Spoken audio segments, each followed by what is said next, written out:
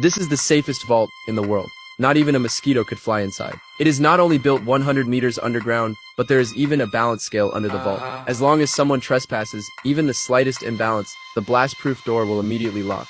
Then water will be poured into the vault, trapping the intruder inside, and such a clever design was cracked by a genius teenager. Nick was invited by major companies before he even graduated. The conditions they offered were more outrageous one after another. As long as Nick agreed, they could fulfill any of his requests. But Nick wasn't tempted at all, because what he pursued was not fame or fortune, but challenge. Until one day, a man came to Nick. He wanted to invite Nick to crack the vault's code. Just not long ago, their team salvaged a chest from the sea. Inside were 3 gold coins. The coordinates on the coins pointed to a huge treasure. But before they could celebrate, they were surrounded by the Spanish customs officers. The police confiscated the chest and put it in the underground vault of the local bank. Right across from the bank is the army headquarters. Hundreds of soldiers are on standby at any time, and inside the bank, every corner is filled with cameras and sensors. And security guards patrol 24 hours a day. Even the head of security was a former commander of the anti-terrorism unit. The man's goal was to have Nick help steal the gold coins. Hearing this, Nick agreed without hesitation, because this was exactly the challenge he wanted.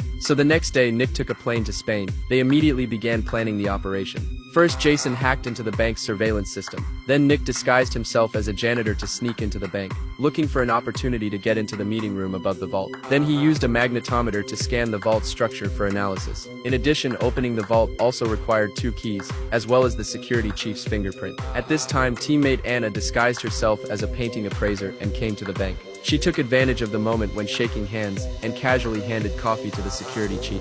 This way, she cleverly copied his fingerprint. After that, Anna went to the bank president's office. When the guard left, she took a UV light out of her bag and quickly scanned the painting on the wall. But Nina's target was not this painting, but to record her actions as a video, then slow it down 20 times for playback. This was to replace the bank's surveillance footage. This would buy them a 2-minute gap. Anna quickly located the safe. She took out a stethoscope and placed it on the door of the safe. Although security noticed Anna's actions, they didn't know the surveillance footage had already been replaced, and Anna had already obtained the vault key. She immediately began a laser scan. After Jason received the data, he successfully used 3D printing technology to replicate the key. After finishing all this, Anna quickly put the key back. But at this moment, the bank president suddenly came in, disrupting their plan. If time ran out and the president suddenly appeared on the surveillance footage, it would definitely arouse security's suspicion.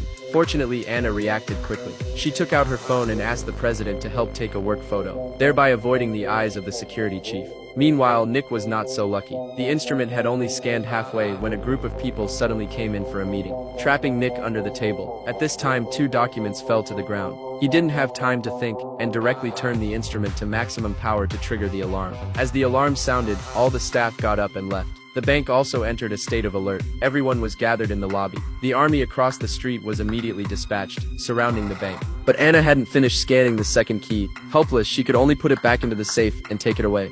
Fortunately, the 2 met by chance on the stairs. So when no one was paying attention, Anna quickly tossed the key to him. Nick secretly returned to the office again. He put the key back, and since the bank hadn't lost anything, they could only let everyone go. Soon the group made a plan. Will aimed a grappling gun at the bank's rooftop. Then he pulled the trigger. The hook landed perfectly on the iron frame. Then he clipped on the safety buckle and quickly slid toward the bank's rooftop.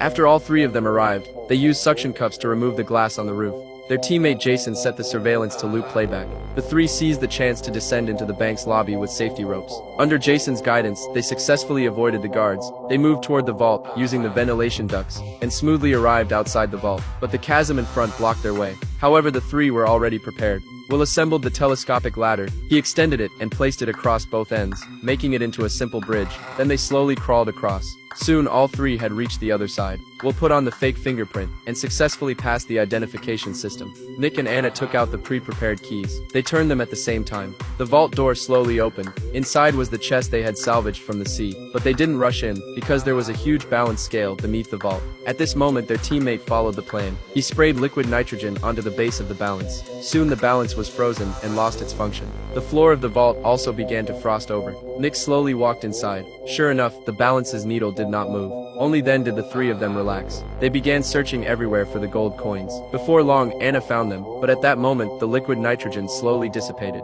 The security chief discovered that someone had entered the vault, so he immediately sent people to check. The three inside the vault were just about to leave, but Will suddenly pulled out a toy gun. He wanted to keep the gold coins all to himself.